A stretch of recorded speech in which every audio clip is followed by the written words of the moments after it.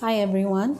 So in this video we are going to be looking at what are the costs of deflation. Now deflation is the sustained decrease in the general price level of goods and services in an economy. Once again, the definition is a sustained decrease in the general price level of goods and services in an economy. Now, by definition, this might seem like a very good thing because it's a sustained decrease in the general price level. Goods and services are less expensive. In fact, they've gotten cheaper. So that should be a win-win situation, right? Well, that's not the case. It's not really a win-win situation. Really, it depends upon what is the cause of that deflation. If the deflation is happening due to a decrease in aggregate demand or aggregate demand shifting to the left, then definitely that is something which isn't beneficial. Now, the reason being is that the output has decreased in the economy, and that is why the price level has decreased. So, decreased output in the economy or decreased real national income means that there is a recession, right? A recession, by definition, is a sustained if there is a decrease in aggregate demand over the 2 consecutive quarters. So over 6 months, if there is a decrease in aggregate demand, that's a recession. So if this aggregate demand decrease is sustained, if there's a recession, and because of that there is a deflation. Now remember, deflation has to be a sustained decrease or a persistent decrease, not just a fluctuation, because if it is not sustaining for 6 months or so, then you would not really call that a very serious deflation. But if a deflation is persisting over a long period of time, in Japan it persisted for over 10 years, and that is definitely a very serious cause for concern, because the deflation is leading to not just a decrease in real GDP and price levels, but it's also bringing along with it a lot of unemployment, because we know that the demand for labor is a derived demand. It's derived from the demand of goods and services. Now, in a recession situation, workers are not going to be in demand. They're going to be laid off, and then that would lead to unemployment. That would lead to incomes decreasing in the economy, less spending, less investment, and that's definitely not desirable for the economy. Because of less spending and less investment, again, the prices are going to go down further. Goods and services are going to be made cheaper and cheaper so as to incentivize consumers and other firms to buy those goods and services. So again, that would lead to a lowering of the wages. This is something called as a deflationary spiral, which an economy can get stuck in. A weak economy, weak demand, it's leading to deflation, and because of that, wages are going to be driven down, business confidence is going to be down, consumer confidence is going to be down, which will again lead to a decrease in aggregate demand, and this can kind of go on, and the economy can be stuck there for a really long period of time unless and until the government really intervenes.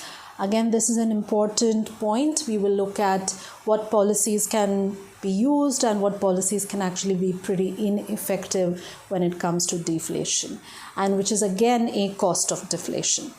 So the first point we can look at are the redistributive effects of deflation, right? This is a good way to actually show deflation. This is the type of deflation that we're talking about, which is the one caused by a decrease in aggregate demand. There's another type of deflation which I'll tell you after we cover these points. So redistributive effect is again another point that we saw in the inflation video also as a cost of inflation. In this case, this redistributive effect focuses on the redistribution of income away from debtors to creditors, right? Those who have loaned out money to people, financial institutions or any creditors, they would actually be better off. The reason being that there is an increase in the purchasing power of money. The increase in the purchasing power during deflation is simply because the price level has decreased. The goods and services have gotten cheaper, which means now the same amount of money that they had loaned would be worth much more. So they are definitely better off. But debtors, on the other hand, are going to become worse off. They are the stakeholders that are going to suffer, because whatever amount that they have borrowed, they're going to, the real value of that amount has gone up. So when they pay that back, they are losing out much more than they had borrowed in the first place. The same idea can be applied to property owners. Now, property owners will see a decrease in the value of their properties. In fact, any kind of wealth that people own, the value of wealth and assets and properties are going to decrease because there is a decrease in the price level, right? So now those properties have actually gotten cheaper. So if you're looking to buy a property, then yes, it may be a good time during a recession to buy property when the prices are falling, right? But if you are already a property owner, you're going to get much less for your property now. It's going to be worth much less, right? So this is definitely a bad thing for the property owners, because if their property is worth less or their wealth is worth less, they're also going to be looking at probably deferring their spending, which is connected to this point, deferred consumption, because they might think that, now let us just wait for certain goods and services to come cheaper. So that is one of the redistributive effects. If there are people who have taken a loan from a bank for buying property or buying assets like a car or something expensive, what's going to happen is that there is a high possibility that the loan amount is going to exceed the actual value of that property in the first place, right? And this is what happened during the 2008-2009 financial crisis, when a lot of people who had taken loan from the bank and their mortgages were actually much more expensive than the value of that property itself. This also led to a lot of defaults on those loans, which is again bad, and it can lead to bankruptcy for a bank, because they're not getting back the amount that they had loaned in the first place. So these are all the redistributive effects of deflation. Another point is uncertainty. Because of the deflationary spiral, right, firms will have to lower the wages. Now, they'll have to lower the wages because there is a lack of aggregate demand in the economy. Due to the lack of aggregate demand, the prices have come down, and firms will have to drive down the prices of goods and services and sell them for cheaper, which means that their sales revenues will definitely fall, and because of that the profits will reduce for firms. So it's only logical that they will want to decrease their costs, and as we know, labor is a very big cost of production. So they will have to decrease the wages, and if they decrease wages, again that means that a lot of people in the economy will be having lower incomes, and if they have lower incomes, that will mean that they can buy lesser amount of goods and services, which will again lead to the same thing, lack of aggregate demand, and it's a spiral and it continues. So that's a deflationary spiral, right? So that's again happening because of the uncertainty in the economy.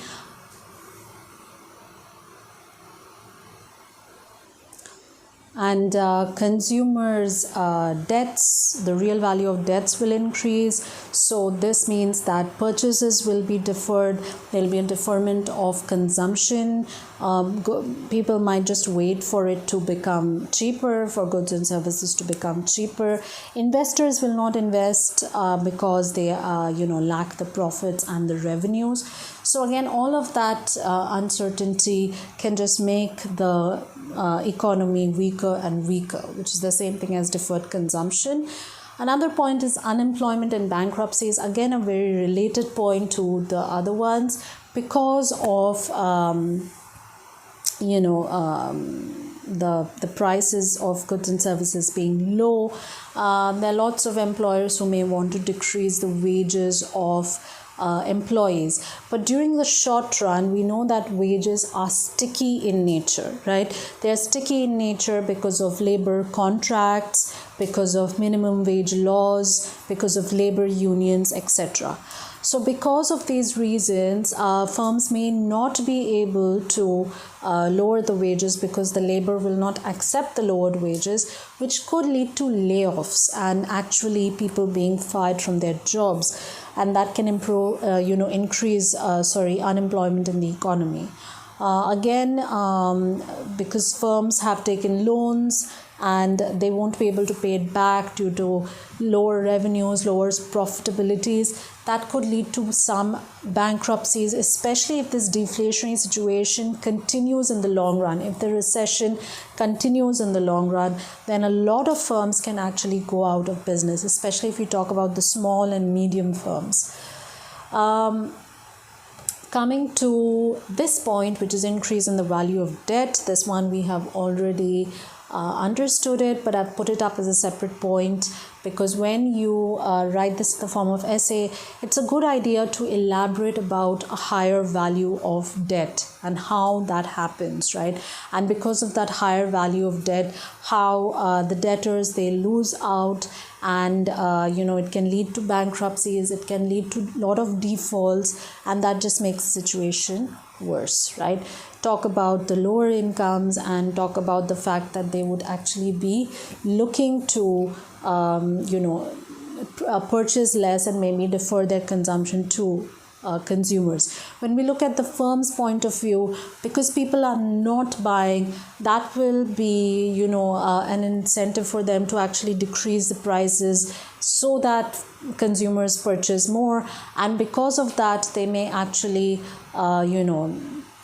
not be able to survive in the market because they have they're running their business on the loan and they're not able to pay it back, or they will have to take more loans, which will push them further into debt, right? It could lead to indebtedness where they're not able to pay back their debts as well. Coming to inefficient resource allocation, because of all these reasons, the resources are not allocated efficiently. So one example is about wages, right? It's logical and it's rational that the wages should be lowered, but the wages cannot be lowered because of the fact that in the short run, the wages are sticky. So that means the resources will be inefficiently allocated. If there's indebtedness, if there's defaults, that is inefficient allocation of resources, because consumers are not spending and they're waiting for prices to get lower and lower, and maybe they're saving their money instead. Again, that is inefficient resource allocation. So all of these points can be explained as inefficient resource allocation. Policy ineffectiveness, in this point you can talk about monetary policy in particular, where the central banks lower the rate of interest. Now already what we see is that the prices of goods and services are pretty low. On top of that, if the government, the central bank is lowering the rate of interest, it may actually be ineffective. Like people, even with a lower rate of interest, may not actually want to take the loan because they know that the value of debt is going to be higher, right? Even with a very low interest rate. And this is what had happened during the coronavirus pandemic also, where you saw a zero interest rate and some banks even coming down to a negative interest rate. So that is very ineffective. It goes against the whole reason for that policy in the first place. So as we can see, deflation is highly undesirable. Economies and firms and governments truly try to avoid it, a deflation situation. This was because of decrease in aggregate demand. A good way to remember these points is with this acronym RUCUPID, so that you can remember pretty much the first letter out of all of these points so that you can explain it. That's a good way to kind of just, starting point when you're planning your essay, write it down this way, and then, write out your essay like that. Now this is the deflation that's happening due to decrease in aggregate demand. I told you I'll show you another type of deflation. So on the y-axis taking the price level, on the x-axis taking the real GDP, drawing a simple downward sloping aggregate demand curve and an upward sloping short run aggregate supply curve, marking the equilibrium points. This is the real GDP or the output or the national income, Y1, and the price level PL1. Now, if there is an increase in short-run aggregate supply, now why would there be an increase in short-run aggregate supply? So maybe firms have gotten very efficient due to the use of technology, right? Maybe the productivity has increased, okay, and because of that, or there's a good allocation of resources, the resources are being allocated well enough, and maybe the productive capacity of the firms has increased. So due to any of those reasons, due to lower cost of production, maybe the short run aggregate supply could shift to the right.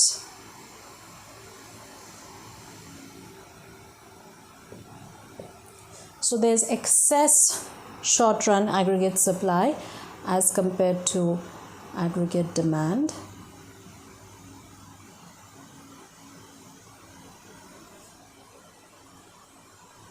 So what can be seen is that the price level has gone down from PL1 to PL2, and the output in the economy has increased from Y1 to Y2, which can actually be a good thing because prices are low, but it is not accompanied by a recession.